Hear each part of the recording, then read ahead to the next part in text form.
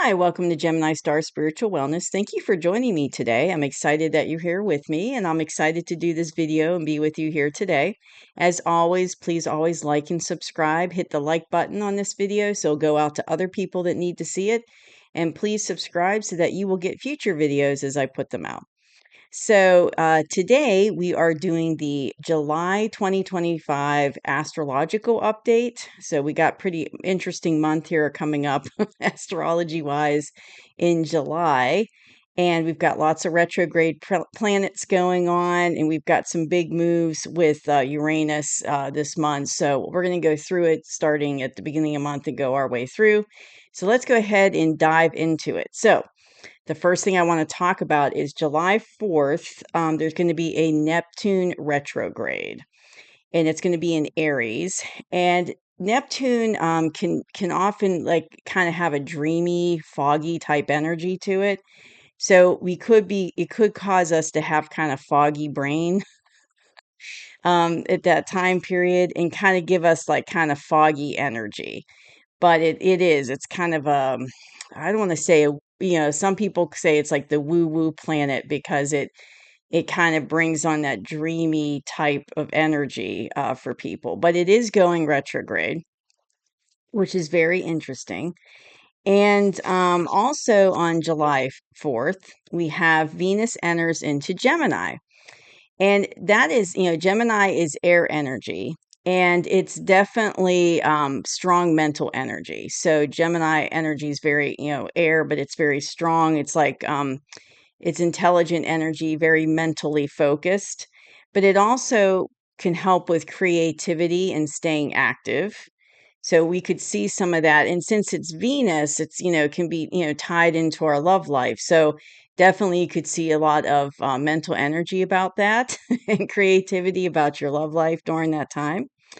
And then we'll move on to July 7th. So July 7th, we have Uranus is going into Gemini. And this is going to help bring in new ideas and unconventional thinking. And which was interesting to me because the video I just did, the pep talk, I was talking about things changing and rebuilding with new systems and new earth coming in. So I think that that's great to have new ideas and unconventional thinking, like thinking outside the box, because we're creating the new earth consciously with our thoughts. So if we're having great new ideas and unconventional thinking, then it's going to help us to create that even better. So that's exciting. And this interesting is, Uranus is one of the outer planets and they move really, really slow. And it's going to be in Gemini for 7 years. So it's not a small transit. It's going to be going on for quite some time. And this can also affect our relationships. I am thinking, personal relationships, but it can also be like relationships with, across the world with humans, humankind, but a quest for truth and freedom.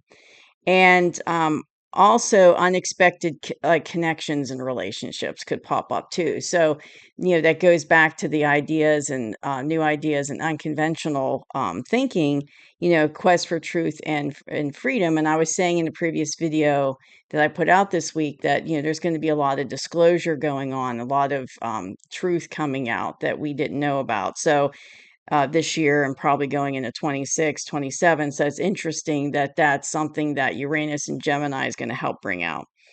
Um, let's see, I'm looking at my notes. I've got them numbered here.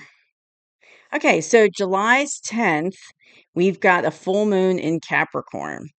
So this can help us, this full moon in Capricorn can help us to achieve, if we've been working on something, it can help us to achieve success in that we've been working on.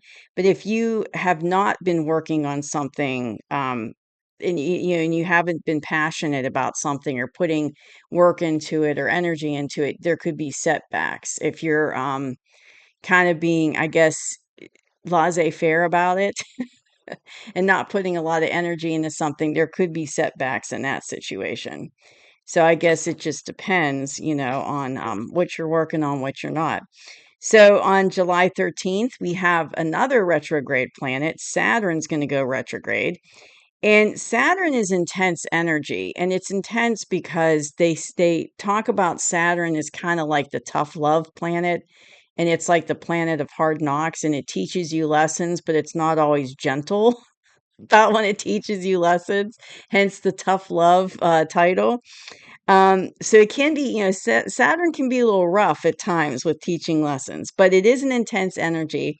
And it's going to really kind of represent our energy. It's going to focus us on our home life, and as well as like our inner security, our home life inner security, and helping us to be resourceful, but also looking at our emotional foundations as well. So it's going to kind of make us, the retrograde, a lot of times retrogrades make you look inward, or look, or kind of not really look at the past, but like the retrogrades a lot of times can bring up things from the past that you need to heal, but also kind of reflect. That's the word I'm trying to think of. Reflect things from your past that happened in the past, and reflect and learn from them. So it can help us to reflect on our, current emotional foundations. But yeah, there's definitely going to be a focus like on home life and inner security as well, which could go along with your, with emotional foundations. So we have a Mercury retrograde coming up. So that's the third planet this month is going to be retrograde, and that's going to be on July 17th, and it's going to be in Leo. And it's going to be about, and this is interesting because going back to, truce coming out this year, disclosure, and then, new unconventional thinking, new ideas. But this one, what's interesting about Mercury retrograde this time is it's going to help us to revisit our beliefs.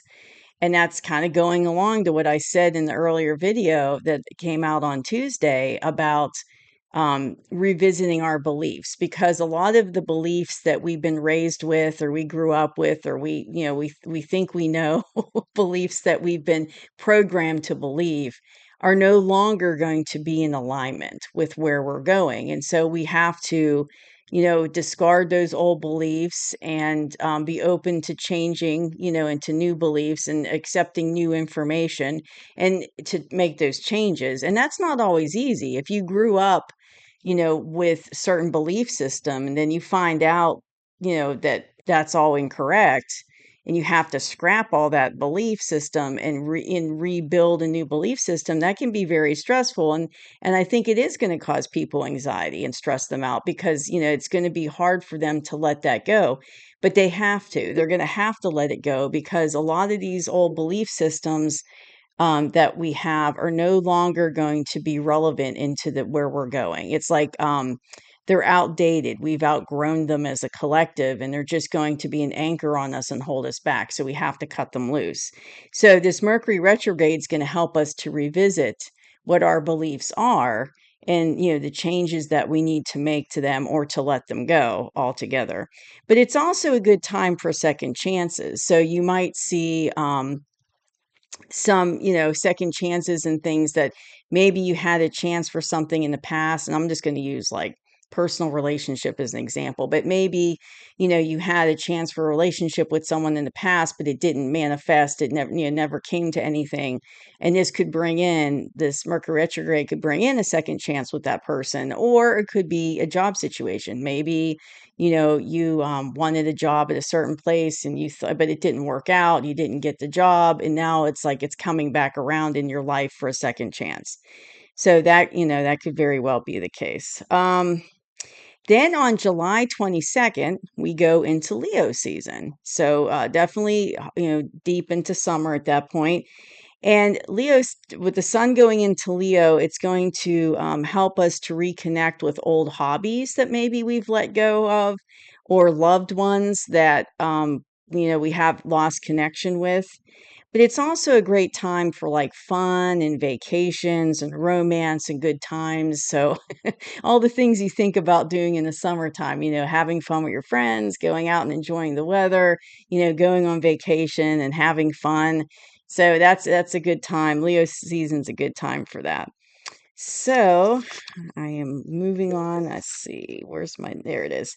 Um, I got little scraps of paper everywhere here with all my notes written on them. So forgive me for keeping looking down, make sure I'm on track here. So July 24th, we have the new moon. And that, it's towards the end of the month. And it's going to help us, like, once again, like with it being in Leo, revisiting old hobbies, but it's also help us get re-involved in old hobbies. So maybe there's hobbies that you enjoyed in the past, you let go of, for whatever reason, got busy, couldn't do them anymore, but now you want to go back to that. So definitely can help us get back into old hobbies or projects, if it's projects that were, that you had started and didn't get to finish, and once again helping us to connect with past loved ones that we've disconnected with, or past lovers or relationships, and pay attention to your inner child at this time. I think one of the things that's interesting about this lighter vibrational energy coming in and where we're going as Earth Collective is, it's not, I'm not going to say it's kind of like we've been in this system where everything's so serious and it's so much like stress on us, but we really need to learn to reconnect into that inner child, because life is supposed to be joyful and happy. We're not supposed to be stressed out all the time on just how to survive. We're not, and that's the structures that were put in place from the dark side to keep us in that mindset of just survival and not having joy and love and happiness in our life. So when we're on earth, we're supposed to be full of joy and happiness and have that type of life while we're here experiencing earth. And I feel like going into these lighter vibrations, it's going to help us to reconnect back with the energy of that inner child and allow us to, be in a place of joy and happiness, and not to have anxiety and be stressed out all the time about how we're going to survive, how we're going to do this, how we're going to do that. And it's kind of, I think as adults, we, we get so far away from that inner child. We don't allow ourselves to have fun. We don't allow ourselves to have joy in our life and happiness. And we get bogged down with all the stress and obligations that we have on us.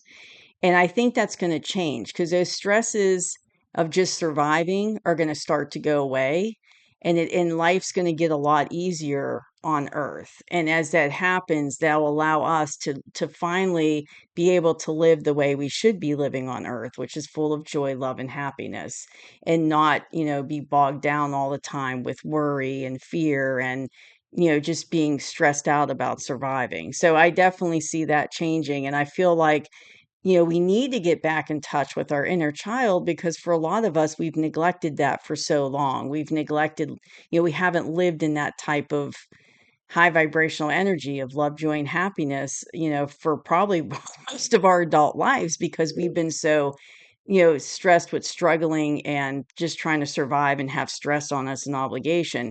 But as those stresses leave, as those stresses get released and things become easier, and we're not so focused on just trying to survive because we're going to have everything we need, then we'll be able to really live on earth the way we've always been meant to live on earth. So let's see. I'm getting towards the end of the month now. So we've got Chiron goes, and this is the fourth. Now, Chiron, or Chiron, I'm sorry, I'm saying it wrong. Chiron is was discovered in 1977, and it's a mini planet, is what they call it. But it does affect the astrological energy. So that's why I'm bringing it up today. But on the 30th, the Chiron goes retrograde, and that's going to help us with guiding us with healing in our romantic and creative life. So think about, if our heart chakra is opening as a collective more and more, and we're coming into this place of learning more and more about unconditional love and experiencing that within ourselves and then with others. It's a whole healing process. It's letting go of um, the lower vibrational energies and being focused more on the unconditional love. So you're healing from that, but it's also going to help with your romantic life too, and help you to learn, what unconditional love is all about in a romantic relationship and in our relationships, and also creativeness, because a lot of times we, because of our obligations as adults and just living on the planet, we've kind of its sense of neglected our creative selves because, we're working all the time. We don't have time to focus on, if you like music or something that you're very good at and you're creative and you enjoy it.